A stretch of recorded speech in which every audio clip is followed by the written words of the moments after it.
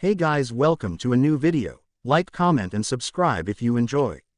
Without any further interruptions, enjoy the what if. Chapter 30. Work. Naruto and Miss Valentine were in the kitchen of the natural disaster doing absolutely nothing. Well, absolutely nothing would be saying too little, more like doing nothing important. They were doing something. Naruto had Miss Valentine sitting up on the empty counter while she held him close to her and kissed him deeply. Naruto broke away from her and took a breath. How did we even get into this situation? He asked her, legitimately confused about the chain of events that led to him making out with the beautiful blonde woman. No longer wearing her hat, Miss Valentine moved a lone bang of her short blonde hair from her face and smiled at him sweetly as she rubbed his whisker marks on one cheek. She now wore a yellow blouse, low cut on her shoulders and white with frilled around her wrists, as well as orange trousers that went just below her knees. She also had a white belt with a buckle that resembled part of a lemon, and white-heeled shoes with straps that wrapped around her lower legs up to her calf. Miss Valentine gave Naruto a peck on the lips before explaining, "I caught you trying to steal stuff from the pantry even though I just made lunch, then I threatened you. You dared me to go through with it and backed me up against counter, and here we are 10 minutes later." She finished with a laugh before giving Naruto another peck on the lips. "Oh," Naruto said, blinking in confusion about how in the hell he managed to not realize how this had even come to pass in the first place. "Well, I hope I learned my lesson at least," he said with a grin that got Miss Valentine to laugh at him again. Miss Valentine stopped laughing and wrapped her legs around Naruto to get him to lift her off of the counter. "So where are we, Naruto?" Naruto lifted the now feather-light woman up and spun her around a few times. "We, my lovely Valentine, are right smack in the middle of nowhere at the moment." He noticed her frown as he headed out into the common area and set her down on the couch. "Don't give me that look. If we're not on land, then you know that telling exactly where we are is Noji-chan's department." Miss Valentine smirked and held onto Naruto's arm, pulling him down on top of her. "What good are you then, Mr. Captain?" She shifted under him as she felt him begin to kiss on her collarbone. "Well, I guess you're good for something. Now take me to your room. It's the middle of the daytime, bossy," Naruto said, sitting up before carrying her away with a Hiraishin to his bed in his room.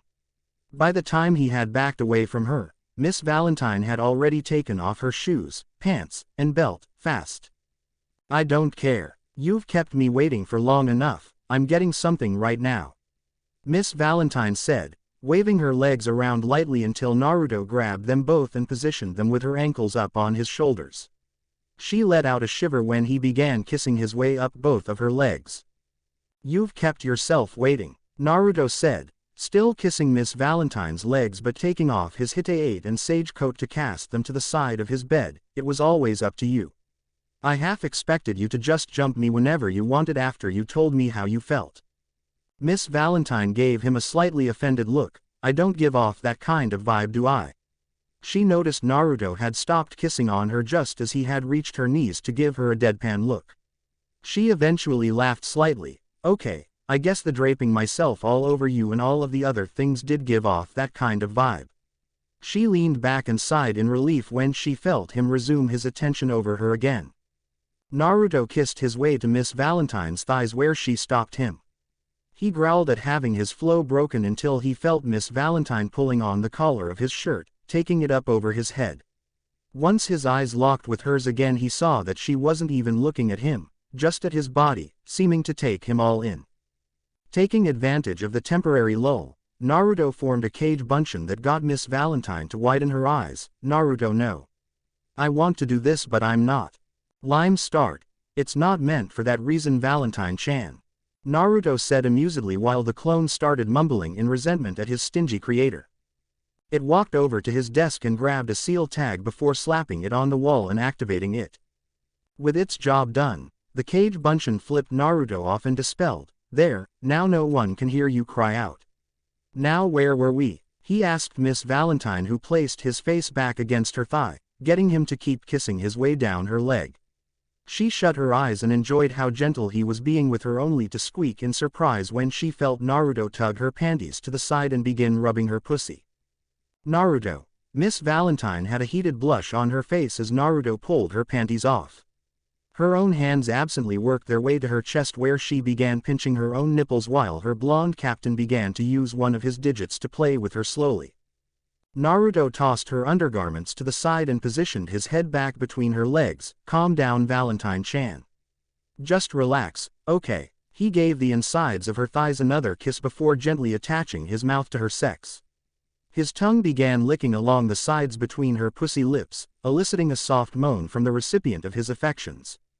Feeling him give her a single long lick along her entire slit, Miss Valentine let out a shout before she quickly covered her mouth, trying to keep others from hearing her. Naruto fought back the urge to laugh and instead chose to return to using his fingers to push in and out of her while he continued to savor her taste. Miss Valentine spread her legs further, coaxing more activity from Naruto and giving him more space to work with. Squeezing down on his head with her thighs might have been her instinctual reaction, but not only would it make it harder for him to eat her out more freely, if she let control of her powers slip for a moment she could wind up breaking his neck or crushing his head. She gently grabbed a hold of the back of his head and guided him further as she felt his tongue slide deeper inside. Biting her lip to keep from yelling out a little too loudly, she remembered that his clone had put up a seal that would keep her voice from getting any further than the four walls that comprised the room they were in. That's it, Naruto, keep going just like that. Naruto's tongue touched against Miss Valentine's clit and he felt her tense up and pull on his head, bringing a smirk to his face, not that she could see it. He let his tongue flick against it again and again and felt her involuntarily shift in place, trying to fight the urge to slide back on the bed away from him. Abandoning all pretense of game plan at this point towards pleasuring Miss Valentine, Naruto simply took to licking anywhere his tongue could reach as he felt her breathing grow heavier and heavier. He grabbed a hold of her hips and pulled her as close as he could, finally getting Miss Valentine's voice to sing out loudly, "Yes, Naruto. Don't stop, please," she exclaimed joyfully.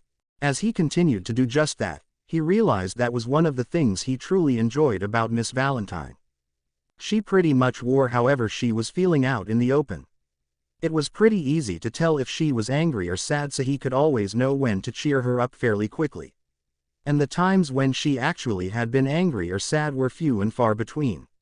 More often than not she had the most beautiful smile on her face that could light up a room. It made him feel important whenever she would shoot one his way, and he wanted to do whatever he could to keep it with her. While she did tease very often for fun, she didn't play games with him and pretend that he had to know something he hadn't the faintest clue about. Like today, she left little to no pretenses about what she wanted from him, and that allowed him to immediately give her exactly that. Miss Valentine knew she couldn't take Naruto's oral ministrations on her clit for too much longer as she could feel her body want to lock up on her right then, a certain heat pooling around her stomach telling her she was close. "Naruto, I'm going to." She heard him try to speak a reply, but his words were muffled. Either way, he got the gist of it but didn't care one bit. Miss Valentine decided to just ride out her climax and enjoy it. Shutting her eyes, she grabbed a handful of Naruto's hair and tensed up with his head still firmly planted between her legs. It didn't take much longer after that for Naruto to begin tasting the telltale fluids that let him know that Miss Valentine came. Her body went slack on the bed and she shivered slightly with each extra lick he gave her, trying to keep any of the liquid from escaping. Miss Valentine simply laid back and caught her breath, scratching Naruto's scalp softly as he continued to clean off her pussy and the inside of her thighs with his tongue. "Well, I hope you learned your lesson," she said with a smile. Naruto's head shot up with a questioning glance until a look of understanding crossed his face and a grin slowly spread. "Yeah, I think I have. If I'm going to steal food I have to get much better at doing this." Miss Valentine sat up and moved towards Naruto to give him a kiss, not really caring whether or not she tasted herself on him. "No, I don't think you do. That was just fine to me." She let out a yawn and laid back down. "I think I'll take a nap for right now. Do I have to leave?" Naruto gave her an offended look and laid himself down next to her. "A Cage Bunshin is manning the helm, and if it isn't then Vivheim can do it. Of course you can stay. Not only that, but I'll stay right here with you, okay?" Miss Valentine pulled herself close to him, not caring that the lower half of her body was still bare as Naruto covered them both with the covers of his bed. Lime and XXX. "The next day, you're killing me here, Naruto-kun," Nojiko said as she stood on the deck of the ship in her waiver skates. Naruto was making her get better at using them by making her do everything in them as much as possible.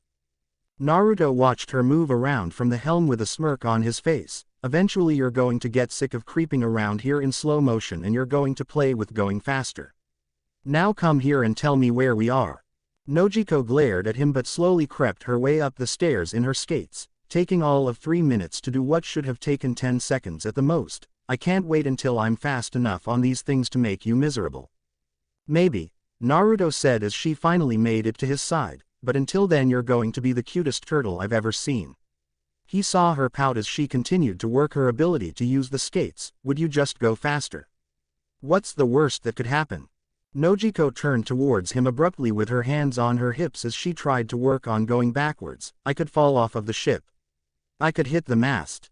I could end up going into the ship itself and tearing stuff apart. Naruto started listing things on his fingers for everything she had said. You can swim, I can swim, and you can stand on the surface of the water with those things. He said about her first point before continuing. If you hit the mast, we have a live-in doctor whose job it is to patch us all up after the stupid things we'll end up doing. And who cares if you break something? I can get Polly to fix it. I will not be irresponsible like you, Naruto-kun, she said in determination as she started getting more technical with how she used the skates, practicing abrupt turns and ducking motions while still going slowly. Naruto gestured for her to come over to him. You will be, I'm telling you. Now come and tell me where we are. Nojiko rolled her eyes and moved over to him, taking a handmade map from her equipment. Okay, move over. She moved Naruto to the side and placed the map on the wheel, marking their place with her finger. We are about a month from Constellation Island at this pace. She heard Naruto groan and grabbed his whisker-marked cheek. Don't complain. It is what it is. You're lucky the ship is so fast or it would take longer than that. A sigh came from the blonde shinobi. It wasn't that he hated traveling, he just would rather move under his own power. Riding on a ship made him rather stir-crazy, but hopefully something would come along to liven things up before he started doing stupid, self-destructive things to entertain himself. He could go to mess with the Straw Hats, but he wanted them to call him for something rather than just drop in and bother them whenever. He didn't want them to get sick of him. CP9 hadn't contacted him yet and he wasn't about to just appear out of thin air on them either. Who knew what they had gotten into since he left them on St. Poplar? Uzumaki. Soren scrambled from the inside and up to the helm where Naruto was before stopping in front of him and Nojiko, looking like he was getting ready for a conflict. He wore a black bandana on his head and a sleeveless red shirt tucked into black pants with a belt that had a silver skull buckle. On his feet he wore brown boots. Punch me in the face. What? Naruto replied in shock, Nojiko next to him, giving him the same look. No. What the hell's wrong with you? Are you drunk? No. Soren said in an offended manner before taking a moment to think about it. Yes, but that's not the point. Now hit me, you punk ass. He once again prepared himself to react to a punch. I'm not going to punch you in the face, Naruto said with a dry look on his face and his arms crossed. Get someone else to hit you. Soren grit his teeth at having to explain himself. I dodge everyone else off of instinct because most of them are too slow. That Onagumo guy the first killed told me that I had been using some of the techniques that those CP9 guys had. Kami-e, paper drawing. And Soru, shave. If I can learn those then I can learn the rest, and I want the one that was supposed to harden your body right now, Tekai Iron Mass. Now punch me, you blonde bastard, or did your hair color finally make you brain dead? Naruto shook his head. Insulting my awesome hair and intelligence isn't good enough to get a violent reaction out of me. Nojiko smiled at him and nodded, patting him on the shoulder. That's very responsible, Naruto-kun, I'm proud of you. Your hair is the color of piss and fail. Soren was then sent flying backwards with the smacking noise of someone's fist bouncing off of his face. 3 someone's actually. Oi. I said Uzumaki only. Why'd you two hit me too? Naruto stood in the middle of Miss Valentine and Polly, all of whom had their fists outstretched from hitting Soren in the face. All of them then pointed at their blonde hair before Naruto cracked his knuckles. Piss and fail, huh? Miss Valentine brandished her umbrella and smacked it into her palm threateningly, and Polly brandished some of his thick ropes from his sleeves. Well, the good news is that you're going to get one hell of a training session for the Tekai that you want so badly. The bad news is, we're going to kick the shit out of you. Soren stood back up, not really feeling like getting beaten up even though he did basically ask for it not even 5 minutes prior. Oh yeah. Bring it. Naruto wordlessly made a hand seal and large wave rocked the side of the ship, crashing over the top and splashing Soren, drenching him. You cheating bastard. Ninja. Naruto said, as if that explained it all away, before Polly wrapped Soren in his ropes now that he couldn't melt his way through them. Look at the bright side, now you have to up your physical abilities to take the whipping we're about to give you since you can't use your devil fruit powers. Isn't that great? Soren scoffed, I'm strong enough to break some weak-ass ropes with my own strength. He strained against the ropes and blinked, what the hell?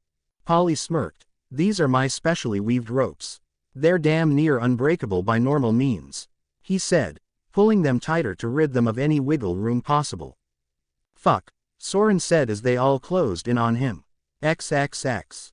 A few hours later, after every blonde crew member had helped Soren with his training, or in other words beaten the crap out of him for insulting their hair, Nojiko had organized a meeting inside in the common room to inform everyone of where they were. Everyone sat around with Murat multitasking and bandaging up Soren while Nojiko spoke.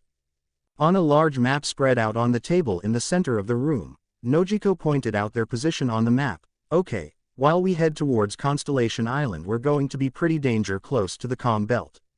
Everyone needs to be more vigilant now. If you don't feel the slightest wind for a short while, or if you see the waves stop completely you need to run and tell Naruto-kun. Yosaku rolled his eyes and raised his hand from his seat at the assembly. Why? Does it really matter if we're on the calm belt or not? Naruto and Ikki can make wind and waves, and the bottom of the boat is lined with sea stone. We can do whatever we want. Nojiko gave him a dry look. There is still a chance of huge fucking sea kings bigger than this ship trying to devour us whole. This time Naruto raised his hand. Yeah, but then I can use our super kick-ass new weapon that I had installed behind the eyes of the front of the ship to blow the damn thing away. He noticed Nojiko giving him a stern look. What? By now you should know how I operate. I'm just going to walk out, step on its neck, and shoot it in the head, because that's how I roll. What if it attacks from the side or the back? She asked with a twitching eye. Naruto answered her, from the back, I channel wind to the sail, mess with the water to make waves, and we run like hell. From the sides, he shrugged, I suggest you all grab your ankles and kiss your asses goodbye. Exactly, Nojiko said, pointing at him as if he had just proved her point. No calm belt.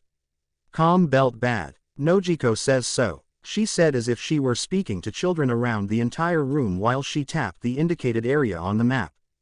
Murat no calm belt bad. Murat said much in the same childish manner that Nojiko did. Naruto-sama and idiot swordsman number 1 don't know that calm belt bad. She quipped, finishing up patching Soren up. Naruto picked at his ear vacantly as he heard the two women talk about him as if he weren't there. Naruto-sama does no calm belt bad. Naruto-sama just doesn't care that calm belt bad. Naruto-sama is the man. Vivi interjected, getting perturbed with the conversation. Can everyone here stop talking in the third person and speak like adults please? You're all older than me, and I really don't feel comfortable being the only person here using near proper grammar. Naruto grinned at the princess who was in a huff over trying to act older than her age. Stop pouting Vivi Heim. He then looked over the map. Alright then, so for 1 month we have to coast along the edge of the calm belt heading towards Constellation Island, and we can't drift into the calm belt because Noji-chan is a scaredy cat. I am not a scaredy cat. Nojiko griped at Naruto who blew a kiss to her. Love you scaredy cat, Naruto said before he saw Nojiko lift a pistol. You know you're not going to hit me with a bullet so why waste the ammo to ruin a brand new couch? Nojiko put her pistol up. Stop picking on me, she said melodramatically with crocodile tears in her eyes, floating around the room in her waver skates slowly. Meeting adjourned. I'm going to go crash in these skates some more. Heading down the hall to go further into the ship towards the dojo, she left everyone in the common room. XXX. The next day, at the front of the ship steering the ornate vessel, Naruto stood now going without his sage coat since he was sick of it getting messed up every time he did anything at all. Instead he now a white t-shirt underneath a dark green flak jacket that he left open so that he could access all of the storage seals he had placed on the inside of the piece of clothing. He still wore his black pants and black shinobi sandals as well as his Hite 8. While he had a clone work with Vivi on her own training, and others were off doing whatever they wanted at the moment, Naruto felt two people coming up behind him. "What do you two want?" he asked, cutting them off before they could get any closer. Behind him, Johnny and Yosaku froze in place. Johnny still had the tattoo on his cheek with the kanji for "C", still had his sunglasses, and he still wore his blue hooded jacket with a purple shirt underneath, but the jacket was slightly zipped up. He now wore green pants with a metal shinguard on his right leg that also covered his knee. The knee plate held the kanji for "quick", to go with a talisman that hung from his jacket that had a kanji for "ei". His left pants leg was bandaged from the shin down. He let his hair grow out enough for him to put it in a stubby ponytail on the back of his head. Yosaku still wore his headgear on his head that he refused to lose and still walked around with his green trench coat shut until it reached his chest, which he left open to show the black shirt underneath.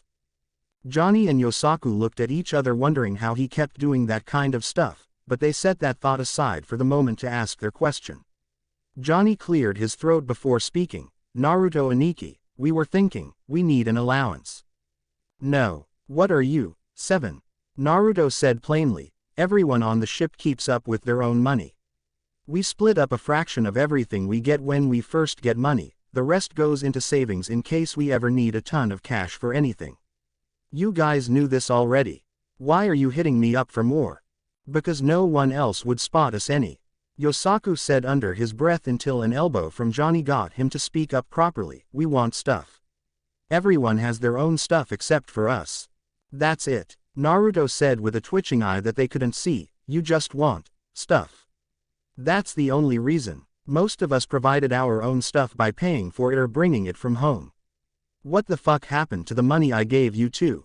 I never saw you spend any of it." They both snapped at him irritably. "You took it all when we kept gambling with you." Naruto blinked before returning to an uncaring temperament. "Well, that should teach you a lesson. Don't waste your money by gambling with me. I have terrible life luck, but with stupid little useless things like needless gambling I clean up." Yosaku kept complaining. "Come on Naruto Aniki, we're broke here." "Fine," Naruto said, not feeling like hearing a grown man complain like a child. "The next time we get to a town you both find your own ways to get some pocket cash so that we don't have to hear you two bitch about it again. I don't know when we're going to get near an island with a town though." Hearing him say that brought smirks to both Johnny and Yosaku's faces. Johnny's sunglasses gleamed in the sunlight as he adjusted them on his face. "It just so happens that we're close to an island right now. It's not too far off course at all, so we can go right." He saw Naruto turn around to frown at them. "It's not out of the way, we already checked with Nojiko Ainu." Naruto held up 2 fingers. 2 days. That's it. If you two can't get anything together in 2 days then it's your problem because you're not putting us behind schedule like that." "What schedule?" Yosaku asked belligerently, not noticing the tick mark appear on the back of Naruto's head. "Samahata's feeding schedule, you ungrateful motherf." In a puff of smoke, Samahata appeared in all of its glory in Naruto's hand with the mouth at the top of it revealing its razor-sharp teeth. "Look Samahata, a snack," Naruto said, pointing at Johnny and Yosaku before the two took off running. Naruto filtered enough chakra to Samahata for it to be able to move on its own as it took off after them. "Jerks," he muttered as he walked inside to find out where he was changing course to. XXX. Several hours later, San Salvacion Island, port town of Aruja. The town was relatively quiet with cobbled streets and low, colorful, rancher-style buildings. The place didn't seem relatively large, but for some reason it was rather crowded for an island on the edge of the Grand Line near the Calm Belt. One would think that an island this far out wouldn't get much tourism except for pirates on their journeys that had been brought that way, sort of like the Foxhound pirates. Naruto stepped off of the ship after docking along with everyone else on the crew. Remember, 2 days. Johnny and Yosaku both nodded and bolted into town to find some way to make themselves some money. "Think they're going to make anything?" he asked everyone around him. Miss Valentine let out a laugh. "We're probably going to have to wind up paying some kind of damages while we're here because of them, or any of the rest of us." Naruto immediately formed the cross seal with his fingers. "Good point. In a puff of smoke he had made a batch of cage bunchin to watch the ship, therefore just in case we need to get the hell out of here in a hurry. Soren looked around the island town. Why would we need to get out of here in a hurry? He then blinked and realized who he was talking about. Oh yeah. Chuckle, never mind. Experience says a quick out is always cool to have with us being us. Polly looked over at the second newest member of the crew, Murat, who had taken Funkfried out and was riding on the transformed elephant's back. Is an escape plan really necessary with these guys? Murat gave him a humorless smile from atop Funkfried. As far as I've seen, yeah. Pretty much. Not far into town, they saw Johnny and Yosaku staring blankly at some poster on the side of a wall. Vivi giggled as they all walked up to them. Well, I wonder if staring at a wall is a paying job on this island. Everyone moved behind them to read what they were staring at so hard. Naruto's eyes went wide once he saw what was written there. Whoa. I swear, we have the most awesome shifts in luck of anyone in the world. He got unanimous nods from everyone, including the formerly catatonic Johnny and Yosaku. We're going to pay like hell for this later though, I know it. Another set of nods came from that statement. Showdown in Paradise. Swordsman tournament rules. -8 fighter field. Competitors must use a blade of some sort for direct combat. No time limit. Open to all willing to enter. Killing, while frowned upon, is allowed. Fights end on referee's command. Fighter surrender, or death. Prize. 10 million belly for the winner. Injuries and potential deaths are not the responsibility of event promoters. Signing up is signing away all liability of your injuries from the promoter. Skilled fighters only. Amateurs will only die. We're so in there, Johnny said, memorizing the place where the fights were going to take place. Come on Yosaku, it's today. We need to get there before it fills up. In a blur, Johnny rushed towards the site while Yosaku followed behind at a slower pace. Nojiko looked up at Naruto. Are you going to enter, Naruto-kun? Naruto shook his head. No. I don't need the money and I would just cheat the entire time anyway. What, do you think I have to get into a fight everywhere I go? He ignored the yes from all of the female members of the crew. Let's go see how they do. XXX sitting in the stands of a plaza set up for spectators to view the tournament. Smoker sat and watched as his subordinate Tashigi go through her sword katas in last-minute preparation for her entry in the tournament. I don't think I need to tell you how to handle yourself out there. You know more about swordfighting than me. She nodded and continued to practice, and remember to keep your damn glasses on. He shouted at her, surprising her out of her form. She took a deep breath to settle herself down and adjusted her glasses on her face. I know already. She looked around the plaza at all of the people abound. There are a lot of pirates here though. Are we to go after any of them? Smoker scoffed. Everyone here is a small fry under 50 million belly. We're not going to get better ranks no matter how many of them we defeat. We can't chase Straw Hat much further if we don't prove that we can survive in the New World part of the Grand Line. That's where this is inevitably going to end up. He remembered a certain blonde captain that he knew for sure was going to end up there if their last pair of fights were any indication to go along with the raised bounty, Yuto Uzumaki. Tashigi frowned and nodded before returning to her exercises as she waited for the tournament to start. XXX the Foxhound Pirates, minus Johnny and Yosaku who were signing in, took their seats in the stands to watch the tournament. Nojiko sat with her hands on her cheeks as they waited for the event to get underway. So does anyone think they can win the whole thing? It depends, Soren said, taking a sip from his flask. If they fight each other before the finals, then who knows? The crowd began to cheer as the fighters began to file out for the match drawings. As Soren's eyes scanned over all of the entrants, he took another sip only to spit it all out over the back of the guy in front of him's head. What the fuck? The guy, a rather large man, said as he turned to glare at Soren. He reached for the sword at his waist. Do you know who I am? I've got a bounty of. He stopped, noticing that he wasn't paying attention, and got a good look at Soren's face only to pale in realization. Soren's new bounty had been circulated through the newspapers as did the rest of the crews, and the man noted that every last one of them, including Uzumaki Naruto, with the exception of 2, were sitting right there.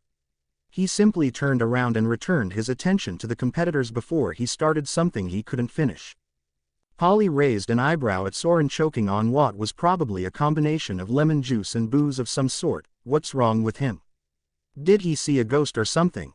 He patted the acid-spitting pirate on the back to help him clear his throat. Miss Valentine looked through the lineup of entrants and smirked deviously. Oh, he's fine. He's just love-struck because he saw his girlfriend about to fight in the tournament. Soren kept coughing and turned a glare to Miss Valentine, who just stuck her tongue out at him. That kind of reaction just tells me I'm right on the money.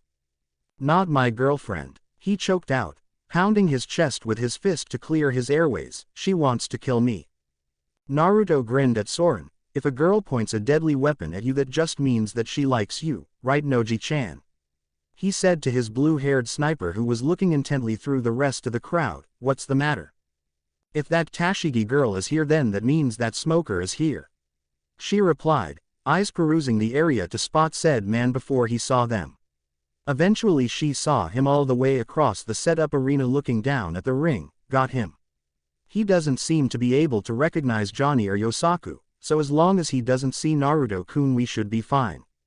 He was the only one smoker ever got a good look at. Vivi looked between Naruto and Nojiko in concern. Nojiko looked rather serious while Naruto seemed to have a look of anticipation on his face waiting on the fights. If smoker is here, then shouldn't we leave? We'll leave right after the tournament. Naruto said to the young princess. Johnny and Yosaku would be pissed if I just plucked them up and made them drop out. I know I would be. He then smirked at Soren. Besides, I want to give Soren a chance to shadow his little love interest for a bit. My life is like hell, every day. Soren grumbled at being teased by both Naruto and Miss Valentine. I hate you all from the bottom of my heart. Miss Valentine patted him on his head, getting him to growl at her. Ah, you'll feel so much better with the love of a good woman in your life, Soren. You'll just take all of that anger and sarcasm and hate and just throw it all away. Vivi noticed Polly shaking his head at the banter between the crewmates. It's like this every day. You'll get used to it soon enough. Just don't let any of them get anything on you that they can make fun of. She gestured to Soren, who was holding back killing intent so that he didn't alarm any other spectators, or else stuff like that happens. XXX, the MC of the tournament, a man in a black suit with slicked back hair, took a microphone and began to speak as he stood in the middle of a ring that was 50x50. Welcome everyone to the Showdown in Paradise Swordsman Tournament. He said as the crowd started to cheer loudly. To all of our competitors who have ventured out to our little island at the edge of the Grand Line, every 2 years for the last 20 years we've hosted this tournament to find powerful up-and-coming swordsmen. Now it's time to see who takes home our massive prize this time around. The crowd cheered again and he pointed towards the aisle set up to lead to the ring as the competitors for the first match appeared. XXX in the back, Johnny and Yosaku were excitedly waiting for their turns when Yosaku thought of something. Shit. He said suddenly, I need to go find Naruto and Ikki. Johnny stared as his friend ran out of the back area and towards the stands where their friends were sitting. You idiot, get back here. Your fight is next. His cries fell on deaf ears as the other competitors snickered at Yosaku's absent-minded mad dash out of the preparation area. He let out a sigh. If that jackass gets disqualified before I get to fight him in the finals, I'm going to kill him. He then saw Tashigi return from her fight and he yelped in a high-pitched voice before turning around trying to hide his face. For once I want someone to not know who I am, doesn't that suck? XXX Soren was gritting his teeth and fighting back the urge to leap over Miss Valentine and kick Naruto right in his sack, because that would probably bring down a wrath from more than just Naruto if he did. Still, it was hard to fight back that urge. Man, Naruto said to Soren. Watching his girl kick ass like that in the first round probably turned him on. He's probably into girls that have the potential to chop his junk off. Soren bit into his own hand to keep from attacking Naruto. Hey, it's cool if you're into that kind of thing. To each their own. Soren simply decided to glare at Naruto and speak lowly. You don't know where, and you don't know when, but when you think you're totally safe and there's nothing that could do anything to you, I'm going to get you back, badly. Asshole. Blah, blah, blah. Whatever, lover boy, Naruto said absently. He turned his head to the right to see Yosaku scrambling through the stands. What the fuck are you doing here? You fight next, dumbass. Yosaku turned to Miss Valentine and quickly drew Kubikirabucho, startling half of the crew and most of the normal people around them. Put the weight back on it like when we fought Strawberry. Miss Valentine gave him a dry look. What am I, your portable power-up? Before Yosaku could speak again, Naruto snatched the sword out of Yosaku's hand and slapped a seal tag on it, as well as the holster on his back. There. Now get your ass down there before you lose by default and waste all of our time. When you have the sword holstered you won't feel anything, but when you draw it you'll feel like the thing weighs a ton. Yosaku could feel the weight as Naruto made the ram seal and activated the seals. How do you do that? He asked as he placed the blade back into its holster. Naruto shrugged and waved him off. Seals are magical. Now get to the ring before I throw you down there. Yosaku didn't have to be told twice and worked his way through the crowd down to the ring. There's just something off about that guy. No matter how much we point it out it's never going to change, is it? Polly smirked and scoffed. What? There's something off about all of you. You said that like you're the portrait of sanity or something. Naruto didn't even bother looking his way. He simply pointed to the side as he watched Yosaku head down to the ring. Look, a girl in a mini skirt and a tight t-shirt that definitely isn't wearing a bra. He said lazily. What? Polly instinctually snapped to his feet and yelled over in the indicated direction at the top of his lungs. What in the hell is wrong with women these days? Show some modesty in front of men, damn it. He then realized that there was no woman like the one Naruto had identified over there. Naruto kept his eyes on the ring. Prude. Polly turned back to glare at him. Pervert. XXX. Alright. The MC said in the ring as Yosaku finished clamoring his way through the crowd to get there himself. Our next first round match is between Danton and Yosaku. He yelled out introductions as Yosaku finally jumped into the ring and cleared out quickly thereafter. Man, that was close, Yosaku said, unfastening Kubikiraboucho from his back to take up his stance with it as he faced off against Danton. Danton was a towering man in black armor that covered his entire body. His head was uncovered by a helmet to show a flat-top haircut of brown hair, and in his hands he held two twin broadswords. The large opponent smirked down at Yosaku as they waited for the signal to start. Can a puny wimp like you even use a sword like that? It looks like you ran into a weapon shop and grabbed the biggest thing you could afford. Yosaku grinned. You're about to find out, aren't you? His grip on Kubikiraboucho tightened in his hands. Hey, if you don't watch yourself and fight smart then I'm only going to need one shot. I never really cut twice with this thing. Begin. Goodbye, runt. Danton yelled as he charged forward at Yosaku. Good luck getting through my sword and my armor. Luck's for people that need it, Yosaku said as he drew Kubikiraboucho high over his head and brought it down with a single slash. Seiden Hakai shot Guillotine Buster. The resulting slash stopped Danton in his tracks as he looked at Yosaku with a glazed expression on his face. You're lucky I timed you well enough to cut as shallow as I did, he said, placing Kubikiraboucho on his back once more. Danton's swords dropped from his hands, one of them broken near the center, and his armor made a loud cracking noise before splitting down the middle. Blood gushed from the wound that resulted in Yosaku cutting past the thick armor and he dropped to the ground beaten. The winner, Yosaku, the host of the event shouted, getting the crowd to cheer for the wielder of the large sword. Yosaku walked towards the back with his arms crossed and his head down, eyes shut with a placid expression on his face. That's right, and look cool all the way to the waiting area. Don't trip, don't sneeze, don't even grin, just keep looking cool. He saw Johnny standing by the exit waiting for his fight that was next. How you feeling? Are you in the zone? He asked his friend. Johnny's fingers were nervously tapping against the hilt of the kusanagi. I've never fought anyone with this sword before. What if it turns on me like Naruto Aniki said it might? Then I'll win the prize money in your honor, Yosaku said, grabbing Johnny and shoving him forward to go out for his fight. Now get out there and get it over with. Johnny stumbled forward and glared back at him before rolling his shoulders and heading towards the ring. Yosaku backed up, watching him leave until he bumped into someone behind him. Turning around he found a dark-haired girl sitting on the floor having just fallen there as she looked for her glasses. He noticed the sword at her waist and took a step back. Shit, it's the Tashigi girl Soren's crushing hard on. XXX Soren's eye randomly started twitching and he suddenly felt angry for some reason, which was strange since everyone else had stopped picking with him after Yosaku and now Johnny had exited to fight their matches. And speaking of Yosaku, why do I want to turn that headgear-wearing dunce into a puddle right now? XXX meanwhile, back with Yosaku, Tashigi had regathered herself and went to check out his sword the way she had been before he bumped into her. Can I help you?" he said, really hoping that she didn't know who he was. Luckily for him, her glasses had fallen off before she could have gotten a good look at his face, and right now her focus was solely on the massive sword on his back. "Where did you get this? What's its name? This sword is amazing. How can you even swing this thing around?" Yosaku rubbed the back of his head. "It's called Kubikiraboucho and I was given it by my Aniki. He's awesome. And I can swing it because I'm a power-based swordsman anyway. You probably already saw that when I beat that other guy the first just fought." He looked out front and walked forward, being followed by Tashigi, who was still gawking at his sword. "I've got to watch my buddies fight now, so."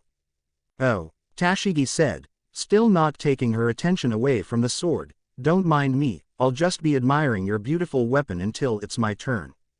Yosaku sighed, but he guessed that was as good as he was going to get for the time being. XXX. Last match of round 1. The MC cried out. Winner meets Tashigi in the semifinals. We have Johnny going up against Mavado. Mavado walked forward at his introduction. A man with messy black hair, light black armor on his chest, black pants, and a black trench coat. From his back he drew a wicked pair of hookswords.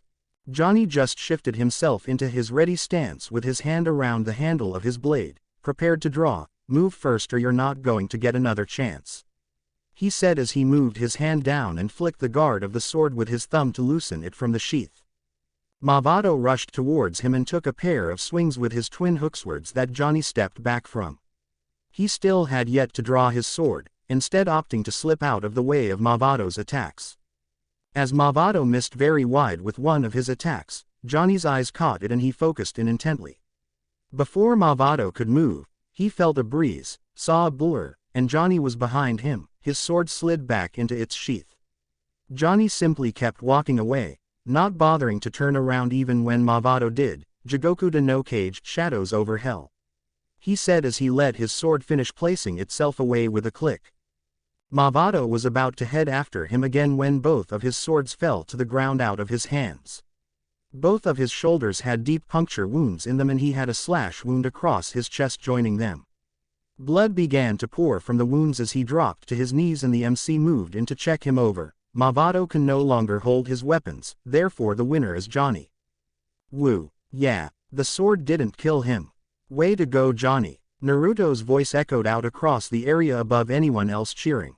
Johnny just grinned up at where he knew the Foxhound pirates were sitting and gave them a small salute before heading to the back once more to wait for his semifinal round match. XXX Smoker snapped to attention when he heard Naruto's voice shout out over everyone else's. He looked around for any sign of Naruto but got no sight of him whatsoever. "I know that voice, it's very specific. I know you're here somewhere, Uzumaki. As long as I have eyes on that guy that you know I should find you easily enough," he said as he watched Johnny head to the back only to high-five Yosaku, who was on his way out next for his semifinal match. "Next round Tashigi should be able to defeat that man on her own to soften your crew up for later. The other one too if he makes it past his fight as well."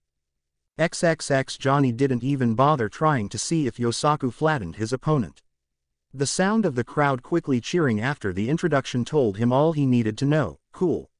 Now after I win we're going to walk away with the money no matter what. Is that why you entered this tournament?" He turned to find himself facing Tashigi, just for the prize money. "Damn, I'm glad she can't see without those glasses. She probably doesn't know who I am anyway," Johnny thought to himself before frowning at her. "No. Me and Yosaku entered this thing to see how far we've come as swordsmen, but so far we haven't seen anyone as scary good as the person we want to surpass." Tashigi ignored what others might have construed as a jab at their own skills since she agreed. There wasn't really much to see at this tournament, and who would you like to surpass? "Roronoa Zoro," Yosaku said as he walked back into the back area with some blood on him from the last fight. "It didn't seem to be his own though. What's it to you?" he said, not really caring whether or not Tashigi knew who they were anymore. She pointed at the two of them in surprise. "You two want to beat that guy too? Why? What did he do to you? Did he deceive you and make you look foolish too?" Johnny took a moment to think about it. "Well, yeah kinda, but that's not why we want to beat him. Zoro Aniki is the strongest swordsman we've ever met, and ever since we first met the man we just ended up being his tagalongs. Whenever there were tough bounties we had to face, he wound up crushing them when we couldn't do anything at all. Ever since we've started our own journey we've finally started getting as strong as we knew we could be, and when we can finally face off with him and can beat him, well that's just our goal. Tashigi watched Johnny as he stopped talking and headed out towards the ring. It's our turn, let's go, he said to her. She blinked before turning to Yosaku with a determined look on her face. I'm going to defeat both of you and then I'm going to defeat Roronoa Zoro myself one day. Yosaku shrugged and pointed towards the ring. You're going to have to go beat Johnny first. Then if you have enough left in you you'll have to beat me too. Good luck. XXX Johnny stood impatiently in the ring waiting for Tashigi to get out there to fight him. Man, if I beat her too bad then Soren's going to try and melt my sword later, he thought as he looked up in the stands at his crew. It said man. XXX up in the stands, Soren was looking at Johnny oddly as the swordsman kept looking up at him every few seconds. Why the hell does he keep looking up here? Because he knows that if he hurts your girl then you're going to do bad stuff to him later. Naruto reasoned to his de facto second in command as he found himself laying on the seats provided for spectators. Can I get up now? He asked, as he was tied up by Polly's ropes and had Nojiko, Miss Valentine, and Vivi all sitting on him to hide him. I can barely see. Nope, Nojiko said, patting Naruto on top of the head as she sat on his upper back. You almost got us all busted by Smoker when you yelled before, so you're staying there until the fights are over. Vivi spoke next from her place sitting on Naruto's legs, kicking her own legs while she sat on Naruto. So just lay there and behave, Naruto. You aren't getting up anytime soon. You can't even feel me sitting on you, so no complaining. Miss Valentine chimed in last, sitting on Naruto's lower back between the two other women. Fine, it's all good with me, Naruto said, not really caring one way or the other. I've got 3 pretty girls all sitting on me. This is officially the second best day of the week. Pervert, Polly muttered, tugging on the ropes he had tied Naruto down with at the behest of the others. XXX Tashigi finally made her way out and drew her sword to get into her stance, noticing Johnny getting into his own unique posture, opting as always, to not draw his sword. His style is so strange. It's based around purely drawing his sword. No blocking or parrying, just dodging and speedy single attacks. Okay, Kusanagi no Tsurugi, let's do this, Johnny thought to himself, and his weapon as he flicked it loose and grabbed a hold of it, waiting for the fight to start. The MC stood between them to deliver introductions. Okay ladies and gentlemen, this is the last semifinal bout to determine who will face Yosaku in the last battle for first place. We have the swift attack style of Johnny against the gritty fundamentally grounding style of the lovely Tashigi of the Marines. He scrambled out of the way of the two competitors. Begin. Wasting no time after being told to go, Tashigi rushed forward at Johnny and attempted a straight stab that he dodged before blurring out of her sight. Tashigi narrowed her eyes and immediately whipped around to swing at Johnny, who wound up blocking her with his entire sheath. As they struggled against one another, Johnny thought to himself, she blocked Jigoku do no cage without taking a single wound. While blocking with his sheath, Johnny smirked and quickly drew his sword to take advantage of how close he was to Tashigi. She, however, was sound enough in her own body mechanics to switch her sword from attacking to a quick defense to keep Johnny from taking her head off. She blocked the slash but wound up taking a kick to the stomach from Johnny that sent her sliding back. She winced at taking the kick but her eyes snapped wide open when she saw him blur out of her sight again, fast. A horizontal slash from Johnny in her blind spot cut her on the arm, but an attempt at following up was blocked. Johnny scowled and pulled his sheath up from his belt again, only this time he used it to smash Tashigi hard in the ribs again. The unexpected blow to her body threw her off, but she was still able to retaliate with a swing of her blade that nearly caught Johnny off guard. He diverted the path of the blade with his sheath and cut into Tashigi's torso with his kusanagi. Tashigi yelled in pain as she stepped back, still holding up her sword in her stance. He's way faster than me and he's stronger. All the technique in the world won't matter against someone that you can't move fast enough to hit when they make mistakes.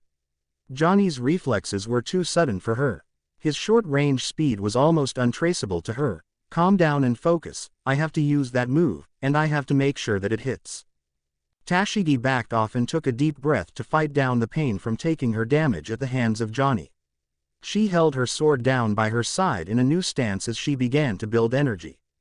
XXX Soren palmed his face in the stance, and it's over, he said in a somewhat disappointed voice. She won't build enough energy fast enough to come up with a move that could actually hit Johnny if she couldn't keep up with him anyway. XXX. Kamatai.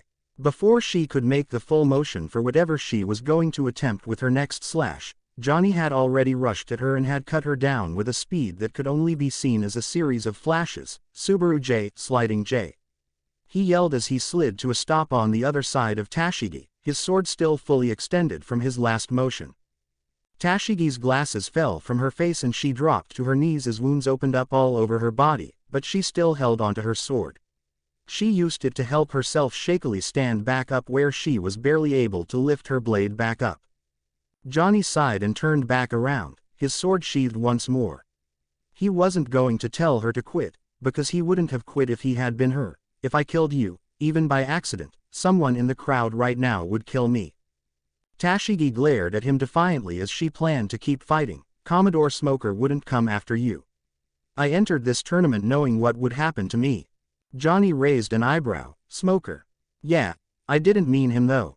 I'm more afraid of someone else, that has a huge crush on you that he's been denying since Alabasta, so. Before she could question him on his strange comment, he rushed towards her and kept her from trying to attack again by smashing his sheathed sword over her head, knocking her to the ground unconscious. The winner, and moving on the final round, Johnny. Johnny tucked his sword and sheath back into his belt and headed towards the back just as Smoker appeared in the ring. The newly promoted Commodore stared at Johnny, cigars in his mouth producing tons of smoke. Tell Uzumaki he isn't getting off of this island today.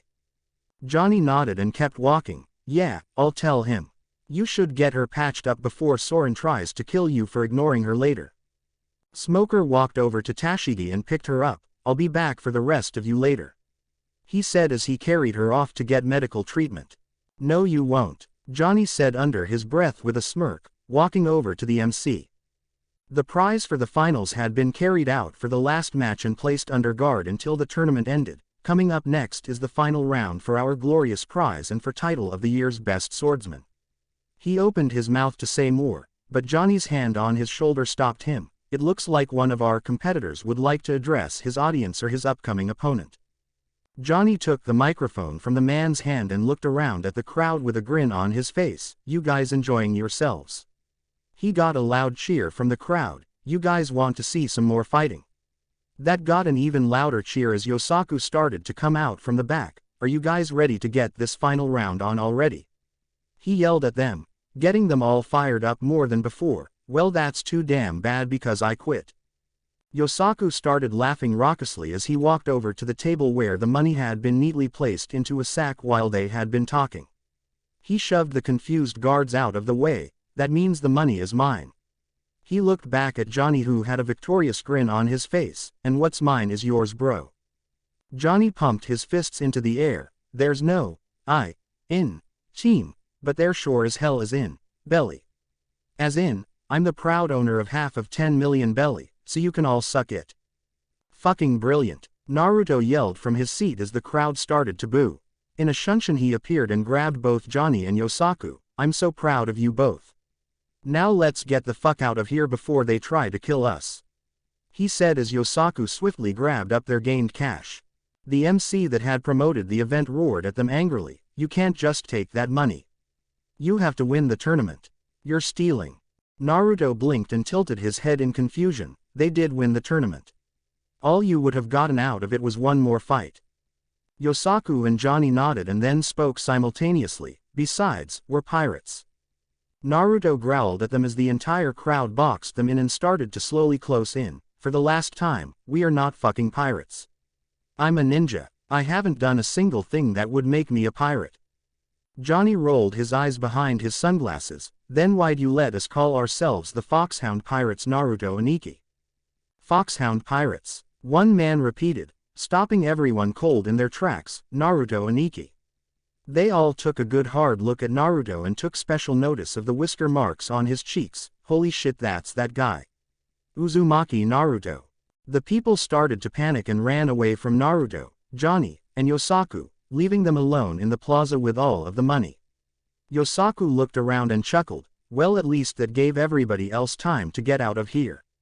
Naruto shrugged as he grabbed a good hold of both swordsmen. I'm not that scary, am I? Johnny made a gesture that meant, kind of, and Naruto took them both with him using his Hiraishin to return to the ship. XXX. On board the natural disaster, Vivi was behind the helm as the others watched the clones prepare the ship to leave.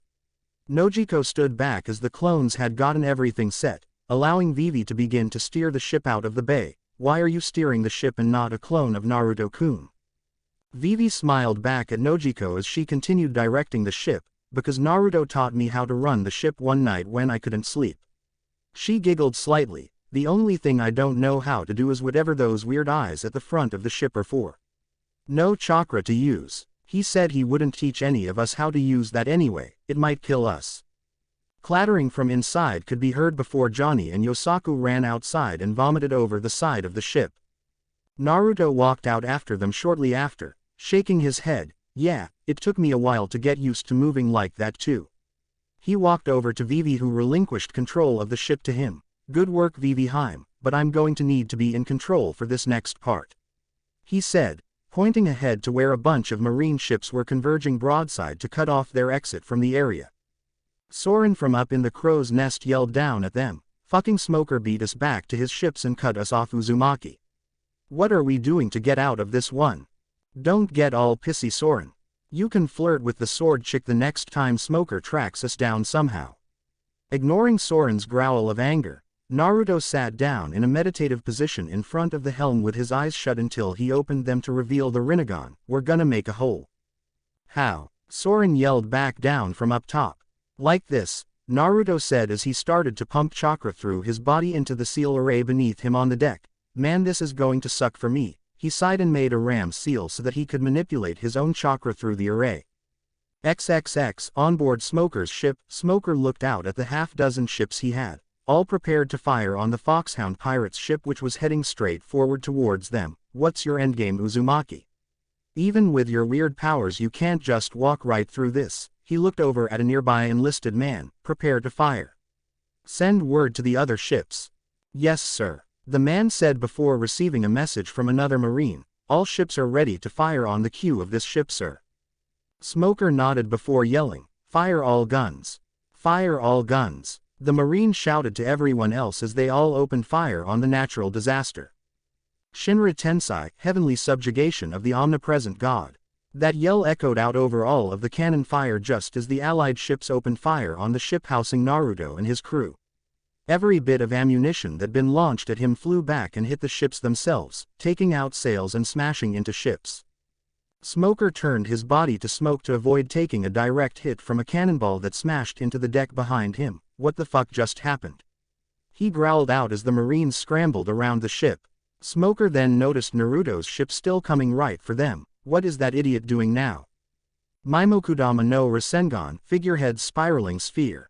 Smoker stumbled about as from the figurehead eyes of Naruto's ship massive blue orbs of energy formed and began to drill through the blockade, turning the portions of ship that wound up getting hit into wooden scraps. After the orange-colored ship got past, it seemed to pick up speed incredibly quickly and get itself out of dodge in a hurry. I hate that person so much. I'll bring you down, Uzumaki, mark my words. XXX. After Naruto had put a good distance between their ship and the marines that had been directed by Smoker, he fell backwards and collapsed, panting. Man, I should have taken the Hite 8 off before I tried that. He flipped over onto his belly and picked himself up off of the ground. I knew that thing would be a chakra monster. Miss Valentine looked back at the ships that had just been left in the dust. Okay, what just happened? That looked like one of your jutsu thingies, only bigger. Naruto smirked. I can use the ship as a medium to channel seal less or one seal jutsu through. They just take at least 10 times the chakra that they would normally take, and all of my seal less ninjutsu take inhuman amounts of chakra to be effective anyway. He finally reached his feet and staggered slightly. It has more of a kick than I thought it would though, and having all of those clones out when I did it didn't help at all. So now what? Murid asked from her spot, making sure that Johnny and Yosaku weren't totally sick other than with the motion variety due to Naruto's Hiraishin. Naruto pointed at the ship's blue-haired princess. Vivheim steers until after I take a nap and get my chakra back. If anything happens, wake me up. Polly's jaw dropped at the thought of a captain taking a nap while his crew did his other duties for him on a ship. Wait, you're just going to leave the princess girl in charge and let everyone else do whatever they want? He expected some kind of orders to be given, but as he looked around he noticed that everyone already had their places. Soren was in the crow's nest. Johnny and Yosaku were busy with their own usual grunt work of cleaning the deck and later the hold as well, only now they were busy talking about how much ass they kicked and how they walked off with all that money. Murit had already done her job helping Johnny and Yosaku get over their momentary motion sickness. It wasn't time to eat, so Miss Valentine was just killing time talking with Vivi until then, and Nojiko was at Vivi's side as well, making sure that she had them back on course the way they needed to be. Naruto looked at Polly through half-lidded eyes. Yeah, I am. Vivheim is a good girl. I've been teaching her how to steer and run the ship in my place since a few days after she came to us. It helped her relax at night when she couldn't sleep early on and gave her something to do other than be scared. He turned back to Vivi, who was behind the wheel chatting with Nojiko and Miss Valentine. Vivi, can you run the ship? Vivi stopped her conversation for a moment and gave him a playful salute. Aye aye, Captain. There you go, Naruto said to Polly. She's fine. Vivheim is my helmsman, helmswoman. He thumped the shipwright on the back. Calm yourself down, Polly. We all know what we're doing here. Polly scratched his head as Naruto walked towards the door to head inside. Well, what am I supposed to do other than run maintenance checks? Everyone else has a job or hobby or something. Naruto stopped at the door. I don't know. When in doubt, train. That's what everyone else does. Do you want me to give you a job to do? Polly looked around blankly before nodding. Fine, I order you to find your own damn busy work. He said, turning and entering the hold grumbling. What do I look like around here, the captain? Who complains about not working? Shikamaru would strangle you if he was here. Polly palmed his face before grabbing a cigar from inside his jacket and lighting it up. This is going to a long trip, he said to himself before shoving his hands in his pockets and going over to Johnny and Yosaku. So guys, about that 10 million you just won. As your newest crew member, I request a welcoming gift of say, 10%. Senior crew members like yourselves should set an example after all, he said with a smirk. XXX Marineford. Shortly after returning to the main base of the Marines, Aokiji walked through the halls with his hands in his pockets. He still had signs of bruising on his face and a few bandages on his body, though his ability to make ice on cue kind of helped with any swelling, making his overall appearance better. As the Admiral continued heading through the building, he eventually came across Kizaru, who had his usual apathetic look on his face as the two stopped right in front of each other. Kizaru adjusted his glasses on his face slowly as if he were trying to decipher exactly why Aokiji looked the way he did. Well, he drawled out slowly, what, pray tell, happened to you when you went to Eni's lobby? He asked in dry amusement. Kizaru already knew, of course. Anyone with a rank worth a damn already knew. Aokiji, to his credit, simply blinked and kept a lazy appearance as he responded, I guess I could tell you if you ever decided to tell me why you decided to take that little detour from Alabasta to Kamabaka Kingdom. He noticed Kizaru twitch slightly before the two started to walk away from each other. I guess, the light manipulating Marine said as they parted ways. The reason one didn't try to pick with the other past the point they both attempted to was because at this point neither of them were sure which was worse. Getting beaten nearly to death as an admiral and being left for dead for 2 days in shallow sea water until a ship arrived to pick you up, or being sent to an island of transvestites until a ship could arrive in 2 days to save you from that horrible fate. Garp had teased them both relentlessly over both things after learning of them, and self-esteem for both had to be at an all-time low. XXX Marineford. Sengoku's office. His admiral had been defeated by Uzumaki Naruto rather decisively this time instead of just a technical defeat like the last time around against Kizaru. Sengoku drummed his fingers against his desk repeatedly as he racked his brain trying to solve this new issue. Not only did this man help Monkey D. Luffy storm Eni's lobby, he almost single-handedly completely destroyed the Buster Call attack that was sent out to raise the rest of the island to the ground and defeated Aokiji, who arrived to view the proceedings and eventually had to step in to prevent more losses. And we can't even box him in with a blockade. Sengoku asked himself as he had received the reports from the lower ranks about how Commodore Smoker had him cornered on San Salvacion Island and was still unable to keep him pinned down. Naruto was too dangerous to be left to roam about, this much was clear. If he wound up making it to the New World part of the Grand Line, there was a chance that much like the Yonko he would become nearly untouchable. Marine influence there was tumultuous to say the very least to the military situation out there, and there was a chance that he could take his own spot among the Yonko, or even from them if he was pressed to. And the balance in the world was already being upset enough as it was. Crocodile had just been recently replaced after his defeat by some upstart, Marshal D. Teach, and this loss of Enies Lobby wasn't going to help matters at all.